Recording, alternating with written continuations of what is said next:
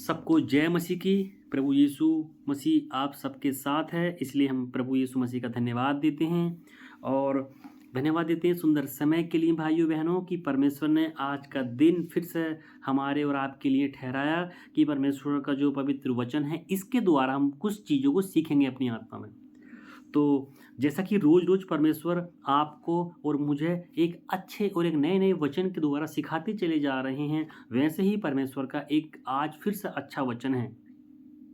तो इस वचन को सुनाने के पहले एक छोटी सी बात मैं आपको बताना चाहता हूँ भाइयों बहनों कि परमेश्वर अपने वचन के द्वारा हमारे अंदर एक एक चीज़ को भरता है, एक एक चीज़ को भरता है ना। आज ये वाला वचन है, कल वो वाला वचन था, उसके पहले कुछ और था, आने वाले कल कुछ और होगा, उसके आने वाले कल में कुछ और होगा। क्यों? क्योंकि परमेश्वर अपने वचन के द्वारा हर एक चीज़ को, छोटी छोटी चीज़ों को हमारी आत्मा में क्या करता है, बनाता चला जा रहा है ना।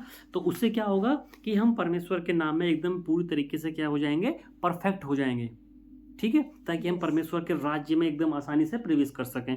इस चीज़ को हम इस तरीके से समझ सकते हैं भाइयों बहनों, जब कोई भी व्यक्ति, कोई कारीगर या कोई मैकेनिकल अगर किसी कार को बनाएगा, इस चीज़ को ध्यान से सुनना, जब वो कार को बनाएगा तो क्या एक ही बार में कार बना देगा? नहीं ना।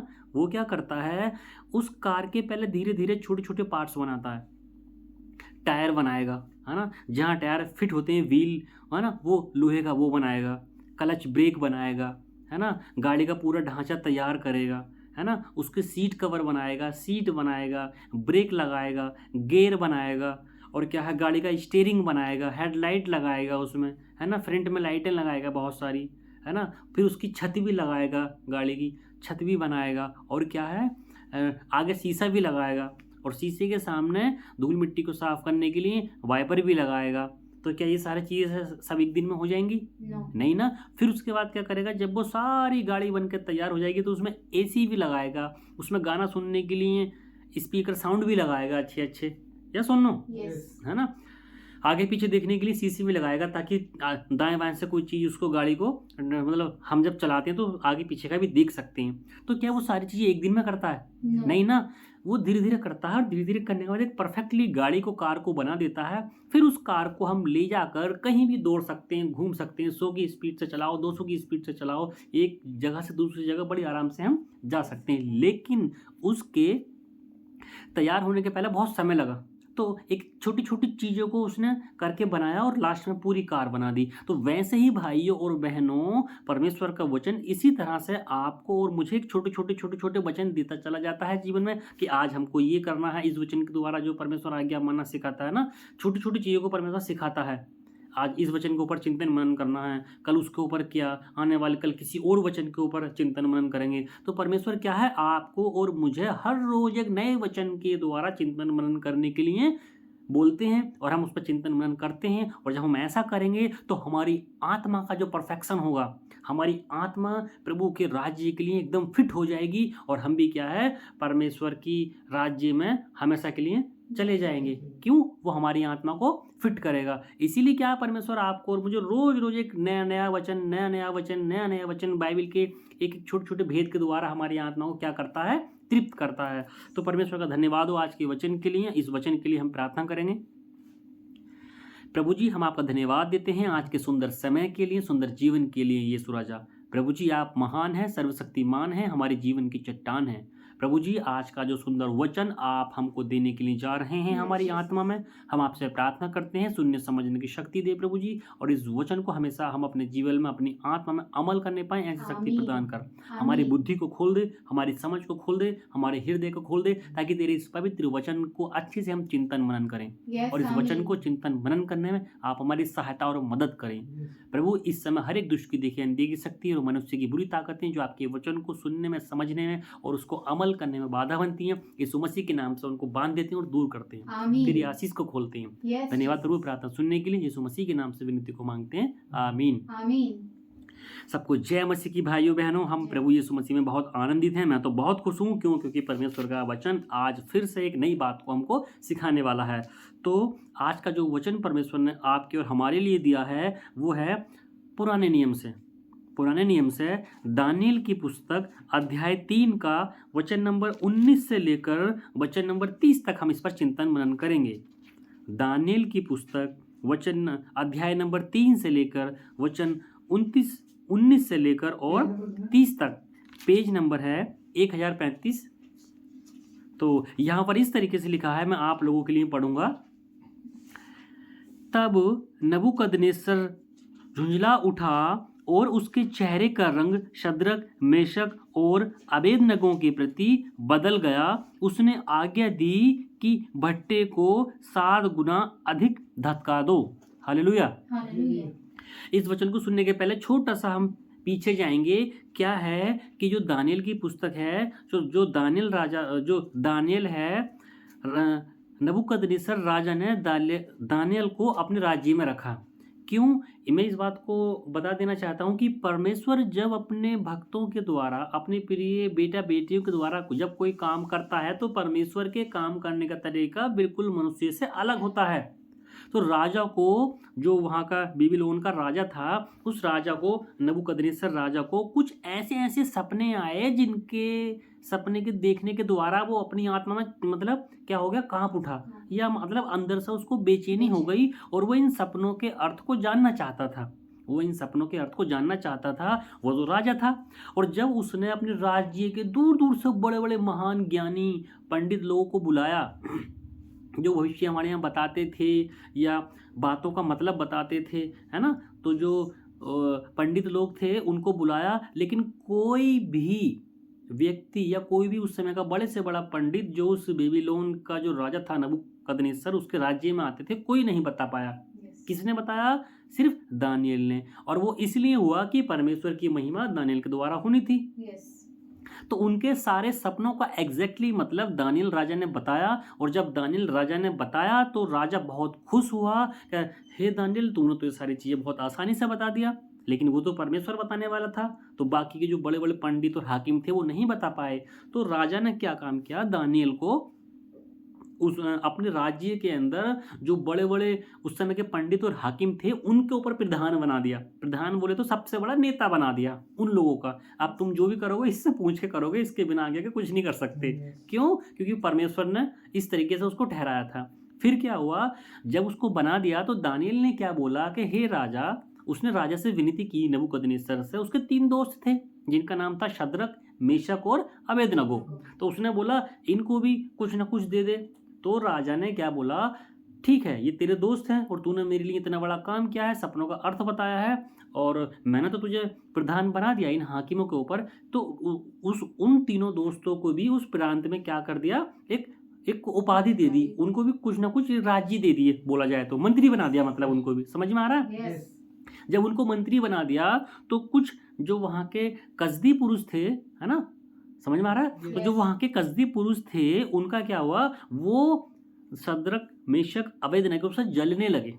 क्यों? क्योंकि उन्होंने सोचा कि ये तो हमसे ज़्यादा पदोन्नति करते चले जा रहे हैं, राजा इनका मान सम्मान कर रहा है, और राजा तो इनके कहने पर चलता है बहुत सारी चीज़ों में, बहुत सारी जगहों का इनको क्या बना दिया, नेता बना दिया। उस समय की आज की भाषा में बोलो तो उनको कार्य करने के लिए वहाँ ठहराया था। तो वो क्या करने लगे, इन तीनों दोस्तों को, जो दानियल के दोस्त थे, मारने की कोशिश करने लगे।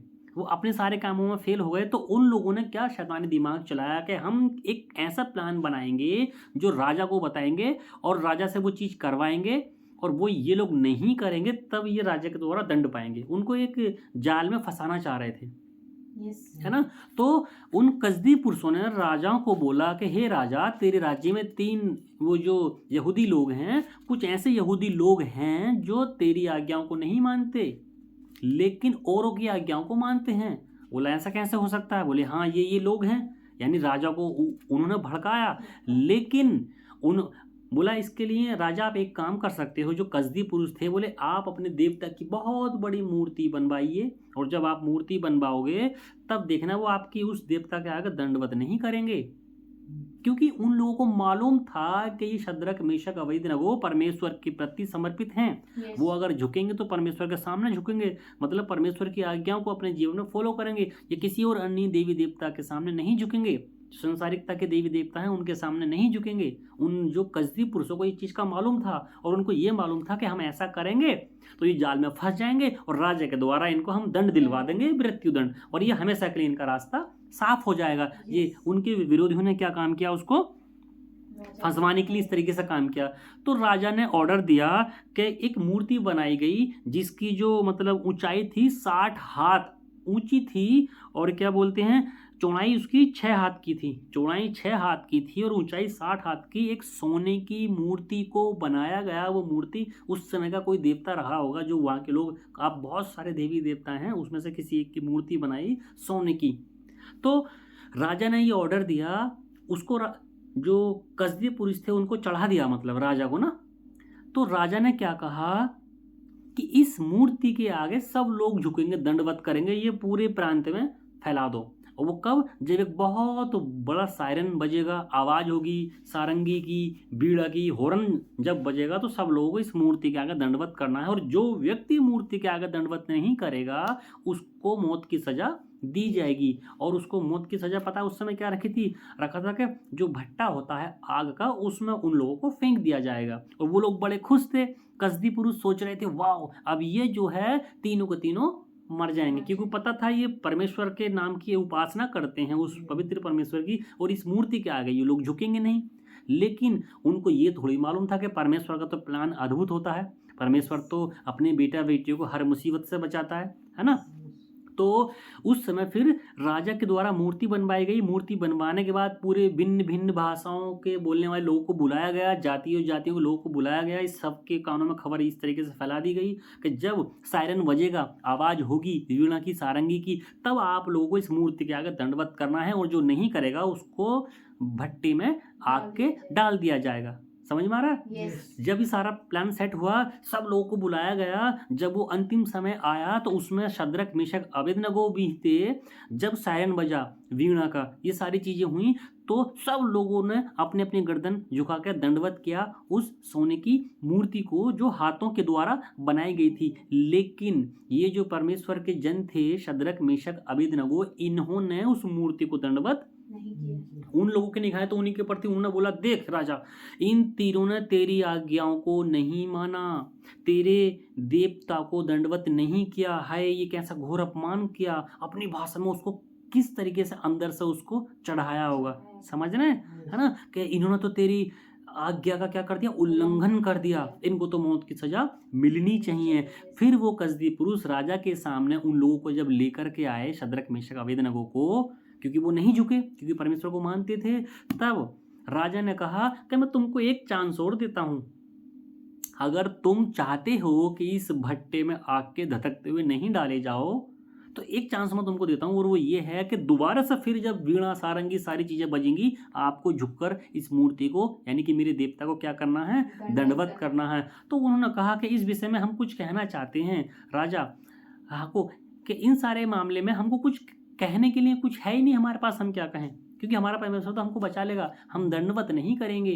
क्यों? क्योंकि हमारा परमेश्वर उस आग के भट्टे से बचाने की सामर्थ्य रखता है। लेकिन जब राजा ने दोबारा से उसको सायरन बजवाए, वो फिर भी नहीं झुके, है ना। तो राजा ने बोला तुम ऐसा क्यों कर रहे हो? तो उन्होंने जवाब दिया कि हमारे पास इसका कोई प्रयोजन नहीं है, हम जो जवाब दे पाए, क्योंकि हमारा परमेश्वर महान है। तो उन तीनों लोगों ने बोला कि हमारा परमेश्वर धधकते हुए भट्टे में से हमको बचा लेगा, क्योंकि वो इस तरह की सामर्थ्य रखता है। अगर और आगे सुनना, जब हम ये पीछे पढ़ेंगे तो उसमें लिखा है, उसने बोला कि अगर वो नहीं भी बचाता है, ध्यान से सुनना इस चीज को, कि पहली बात तो परमेश्वर हमको बचा लेगा, और अगर हमारा प्रभु नहीं भी बचाता है इस आग से, धधकते हुए भट्टे से, अगर हम मर भी जाएंगे तो हम खुशी खुशी मर जाएंगे प्रभु के नाम से, लेकिन इस मूर्ति के आगे दंडवत नहीं करेंगे जो कि मनुष्यों के द्वारा बनाई गई है। समझ रहे हैं? पहली बात तो परमेश्वर हमको बचा लेगा, दूसरी बात अगर नहीं भी बचाएगा तब भी हम उस परमेश्वर, जीवते परमेश्वर की उपासना करेंगे, इस मूर्ति के आगे नहीं झुकेंगे। तो यहाँ वचन में लिखा है कि तब नबूकदनेस्सर झुंझला उठा और उसके चेहरे का रंग शद्रक मेशक और अबेदनगो के प्रति बदल गया। जब उसने एक चांस और दिया उनको बचने का, लेकिन वो नहीं माने, तब इसने, क्योंकि वो राजा था, राजा की आज्ञा का पालन न करना, आप समझ सकते हो कितनी भयंकर बात होगी उस समय के जमाने में। हालेलुया, है ना। तो उसने आज्ञा दी कि भट्टे को 7 गुना अधिक धधका दो। हालेलुया। जरा इमेजिन करो, अगर एक छोटी सी माचिस की तिल्ली को जलाते हैं और उस तिल्ली को जलाने के बाद आप इस तरीके से करना मत, कभी आप ये सोचा मैं इस तरीके से बोल रहा हूँ, केवल इमेजिन करना, उस तिल्ली को जलाएंगे और अगर उसके ऊपर हम अपनी उंगली भी रखेंगे तो उस माचिस की जो तिल्ली होती है, माचिस की तिल्ली, उसको जलने तक भी हम अपनी उंगली को उसके ऊपर नहीं रख सकते, इतना दर्द हमको होगा। अब उसके बाद अगर ऊपर आ जाए तो जो गैस चूल्हे होते हैं, सोचो गैस चूल्हा होता है वो तो उसकी केवल इतनी बड़ी आग होती है जो बर्नर में से निकलती है, अगर उसके ऊपर हम इस तरीके से हाथ रख दिया जाए इस तरीके से तो क्या हाथ जल जाएगा, हम वो भी नहीं सहन कर सकते। उसके बाद जो गाँव में मिट्टी के चूल्हे होते हैं, जरा सोचो अगर उसमें हम मतलब उसमें कितनी आग जलती है, उसमें कोई चीज़ अगर डालेंगे तो जल जाती है ना। उसके अलावा सोचो जब ये इतनी छोटी छोटी आगों से हम इतना जल जाते हैं तो राजा ने गुस्से में आज्ञा दी कि जो भट्टा है, भट्टा जो भट्टा समझते हैं वो इतना बड़ा भट्टा होता है, अगर नॉर्मली भट्टे में तो मतलब ओ गॉड बहुत तेजी से वो जलते हैं भट्टे जो होते हैं ना, आग के भट्टे, लेकिन उसको भी क्या बोला 7 गुना, कितना 7 गुना 7 टाइम्स उसको और एक्स्ट्रा गर्म कर दो, जला दो। तो जरा सोचो दिमाग में वो उस समय कितना गर्म रहा होगा, है ना। तो आगे लिखा है धक्का दो, फिर अपनी सेना में से कई एक बलवान पुरुषों को उसने आज्ञा दी। कई एक बलवान, समझ रहे हैं इसका मतलब क्या। सोचो वो उन शद्रक मेशक अबेदनगो को के प्रति कितना मतलब गुस्से से भर गया था। उसने देखा कि कई, इस शब्द पर थोड़ा ध्यान देंगे, कई एक बलवान पुरुष।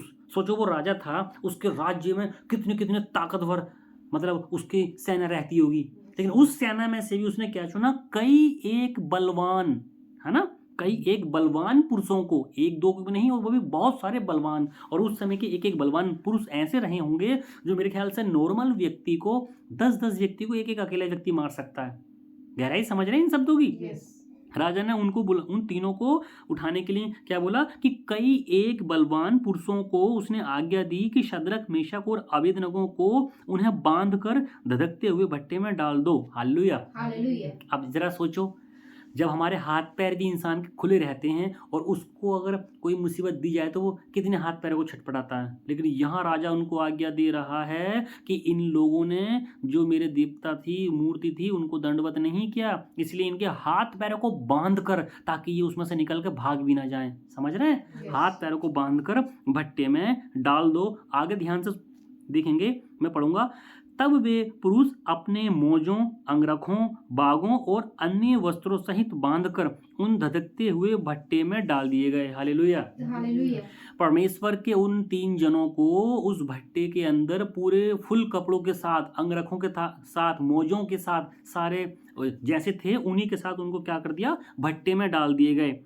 वह भट्टा तो राजा की दृढ़ आज्ञा होने के कारण अत्यधिक धधकाया गया था।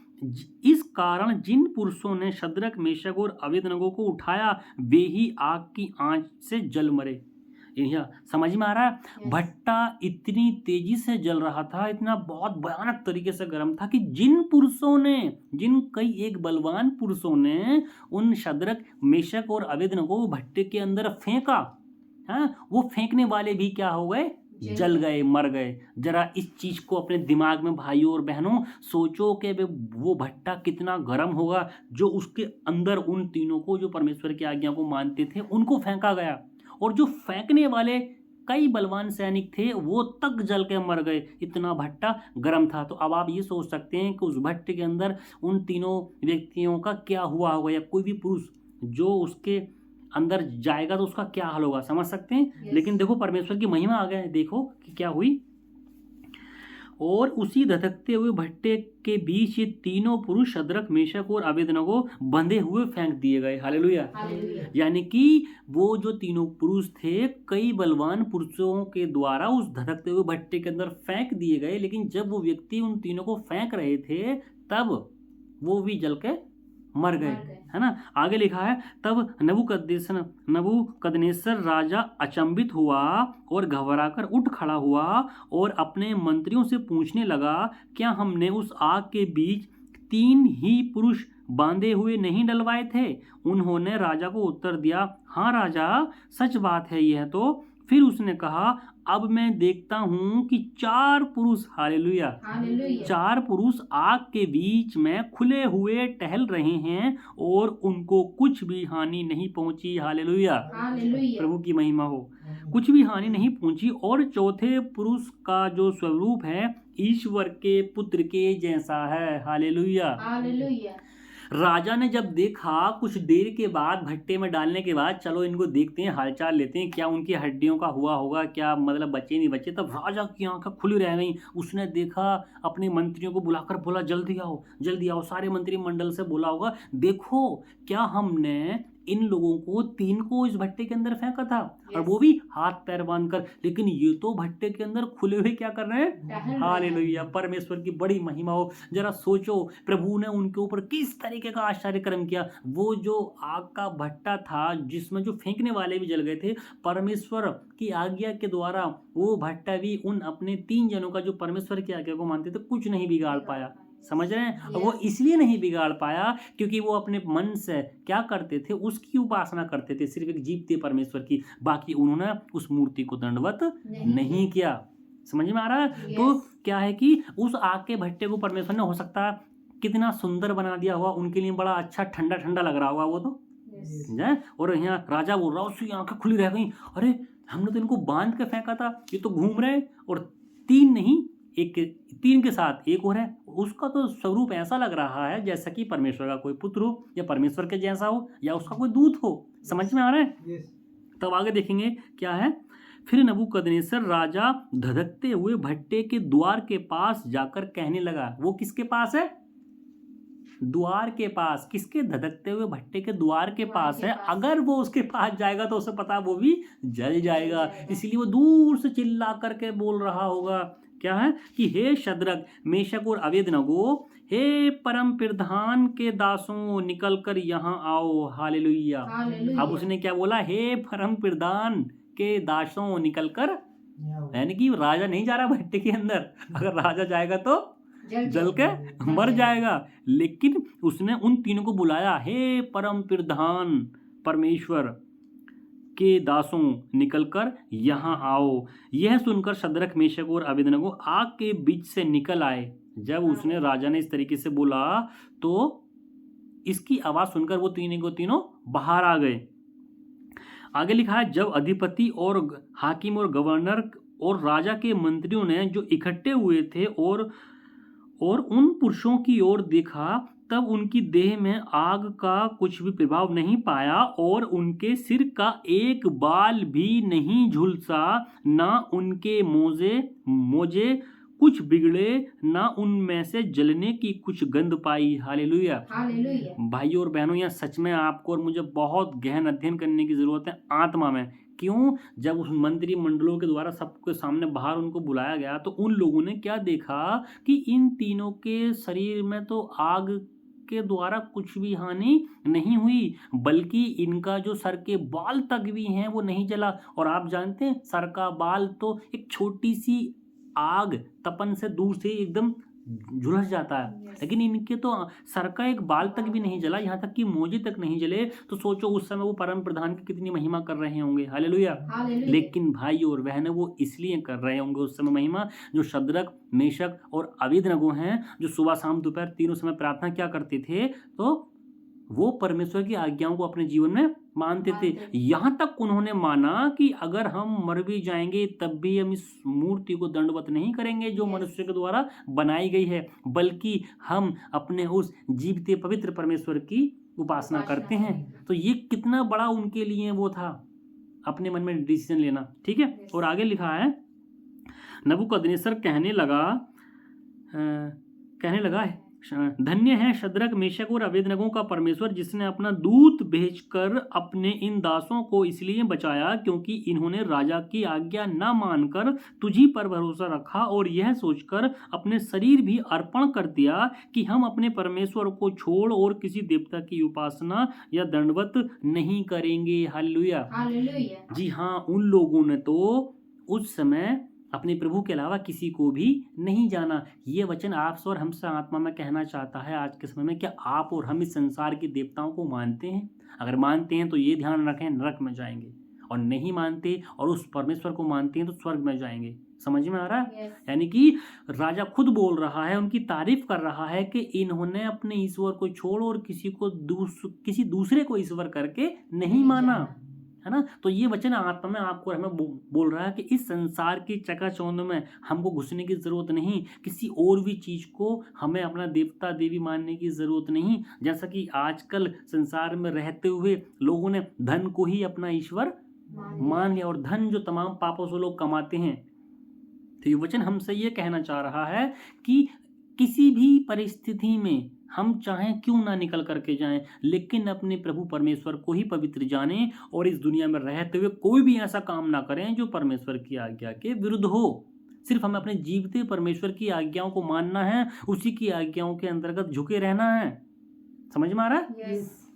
आगे लिखा है, इसलिए अब मैं यह आज्ञा देता हूं कि देश देश और जाति जाति के लोगों और भिन्न भिन्न भाषा बोलने वालों में से जो कोई शद्रक मेशक और अबेदनगो के परमेश्वर की कुछ निंदा करेगा वह टुकड़े टुकड़े किया जाएगा और उसका घर घूरा बनाया जाएगा, क्योंकि ऐसा कोई और देवता नहीं जो इस रीति से बचा सके। अब सोचो परमेश्वर की कितनी बड़ी महिमा उन तीनों जनों के द्वारा हो रही है। जब वो तीनों जनों के द्वारा परमेश्वर की महिमा हो रही है तो परमेश्वर उन तीनों लोगों के द्वारा बहुत खुश होगा ना। Yes. तो क्या ये आप ऐसा अवसर अपने जीवन में चाहेंगे कि परमेश्वर की महिमा आप लोगों की और हमारे द्वारा हो? चाहेंगे? बोलो यस और नो। Yes. बोलो हाँ या ना। Yes. चाहेंगे ना। तो लेकिन उसके लिए उसकी आज्ञाओं को मानना पड़ेगा।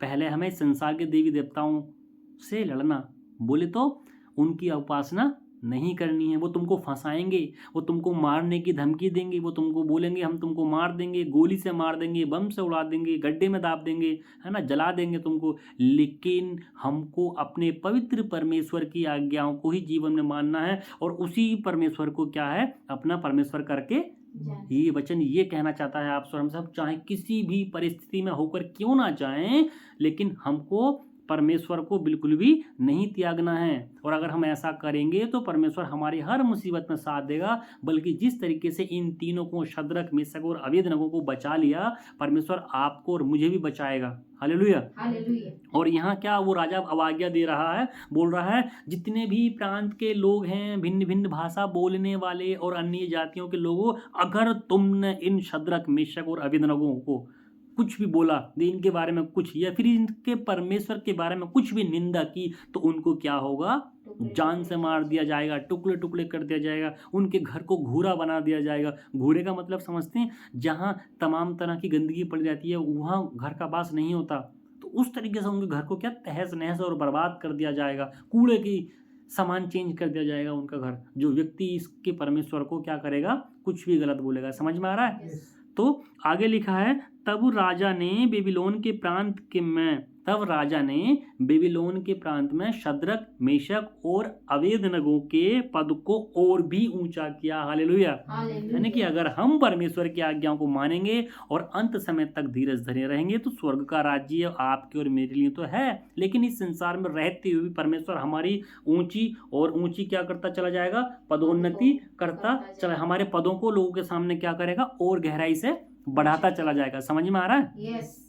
तो आज का जो वचन परमेश्वर ने आपको और हमें आत्मा में दिया वो ये है कि हमारे सामने किसी भी प्रकार की परिस्थिति क्यों ना हो भाइयों बहनों, हमको सिर्फ अपने जीवते परमेश्वर को दंडवत करना है। और अगर हम ऐसा करेंगे तो हमारे ऊपर की इस दुनिया के लोगों का कोई भी असर नहीं होगा, बल्कि हमको परमेश्वर अपने आप बचा लेगा। और उनका विश्वास देखो, वो ये तक बोल रहे हैं शद्रक मेशक अबेदनगो के, अगर परमेश्वर, पहली बात तो परमेश्वर हमको बचा लेगा, और अगर परमेश्वर हमको नहीं भी बचाएगा तब भी हम इस संसारिकता के कामों में नहीं, यानी कि इस मूर्ति को दंडवत नहीं करेंगे, मतलब कि हम इस संसारिकता के कामों में नहीं पड़ेंगे।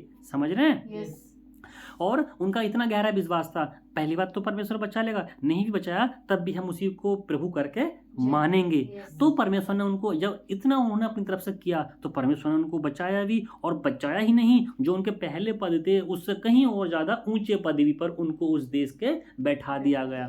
और समझ में आ रहा है? तो आज का वचन परमेश्वर हमसे और आपसे कहना चाहता है, हमारे जीवन में कोई भी मुसीबत क्यों ना हो, सिर्फ हमें अपने प्रभु को आज्ञाओं को मानना है और उसी से डरना है जो आत्मा और शरीर दोनों को नरक में डाल सकता है ना। इस संसार के लोगों से हमें डरने की जरूरत नहीं है। समझ में आया आज का वचन? हम चाहे किसी भी परिस्थितियों से होकर क्यों ना गुजरे, बस हमेशा परमेश्वर की जय जयकार अपनी आत्मा में करते रहना है। तो परमेश्वर इस वचन के द्वारा आप सबको बहुत बहुत आशीष दे, और हम प्रभु को धन्यवाद करेंगे कि सुंदर वचन परमेश्वर ने हमें दिया और इस वचन की गहराई परमेश्वर ने हमारी आत्मा में खोली। इसके लिए हम प्रार्थना करेंगे।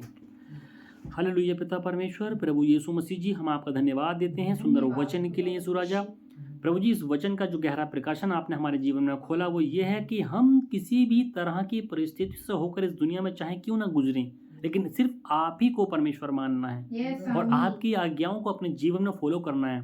क्योंकि परमेश्वर, और हमको यहाँ तक विश्वास दिखाना है कि पहली बात तो आप हमको बचा लेंगे, और अगर नहीं भी बचाएंगे फिर भी हम आपको प्रभु जी मानेंगे। क्योंकि हम अगर इतना गहरा विश्वास दिखाएंगे तभी हम स्वर्ग राज्य में जाएंगे। क्योंकि वचन में लिखा है पिता परमेश्वर कि अगर तुम संसार में दुख भी उठाते हुए स्वर्ग राज्य में जाओगे तो तुम्हारे लिए धन्य की बात है। तो परमेश्वर, जो दुख आपकी ओर से भी अगर हमारी परीक्षाओं में आते हैं तो हम उनको सहने के लिए तैयार हैं। यीशु राजा, हमारी आत्मा में और हमारे शरीर में इतना शक्ति और बल दे ताकि हम तेरी आज्ञाओं को अपने जीवन में पूरा करते चले जाएं। हम कभी भी पीछे ना हटें। चाहे इस संसार में रहते हुए इस संसार के चाहे कितने भी देवी देवता, चाहे संसारिकता की बातें, चाहे संसारिकता की चकाचौंध अगर हमारे जीवन में हमको झुकाने की कोशिश करे, हम नहीं झुकेंगे। हम झुकेंगे तो तेरी पवित्रता में झुकेंगे, तेरी अच्छाई में और तेरे सच्चाई में और तेरे प्रेम में झुकेंगे पिता परमेश्वर। और हम ऐसा करेंगे तो आप हमको स्वर्ग राज्य में अपना वारिस बनाएंगे। आज के वचन के द्वारा आप हमारे जीवनों में पिता परमेश्वर बहुत आशीष दे प्रभु जी। और आपने आज हमें सिखाया कि हम चाहे किसी भी परिस्थिति में होकर जाएं, सिर्फ आपके हाथ को, आपके दामन को थामे रहें और आप ही को प्रभु परमेश्वर करके माने और किसी को नहीं। सिर्फ आप ही को हमें चरणों में झुकने की ज़रूरत है और किसी और के चरणों में झुकने की ज़रूरत नहीं। सारी बातों के लिए हम धन्यवाद देते हैं, सुंदर वचन के लिए धन्यवाद देते हैं, और इस प्रार्थना को प्रभु यीशु मसीह के नाम से हम मांगते हैं। आमीन आमीन। सबको जय मसीह के भाइयों बहनों। प्रभु परमेश्वर इस वचन के द्वारा बहुत ऐसा आशीष दे, और ये बात हमेशा के लिए जान रखें कि आप चाहे किसी भी परिस्थिति में होकर क्यों ना गुजरेंगे, परमेश्वर आपको कभी नहीं छोड़ता। परमेश्वर आपको कभी नहीं छोड़ेगा और आपके मान सम्मान को, और चाहे वो आत्मिकता में हो, किसी भी चीज़ में और ऊंचा और ऊंचा और ऊंचा कर देगा। इसलिए प्रभु के वचनों में हमेशा लगे रहें और दुनिया की चकाचौंध में, इस दुनिया के देवता में कभी भी किसी भी तरीके से हमको इन्वॉल्व होने की ज़रूरत नहीं है। और परमेश्वर आपकी और हमारी सहायता मदद करेंगे कि हम परमेश्वर के राज्य में हमेशा स्थिर पाए जाएं।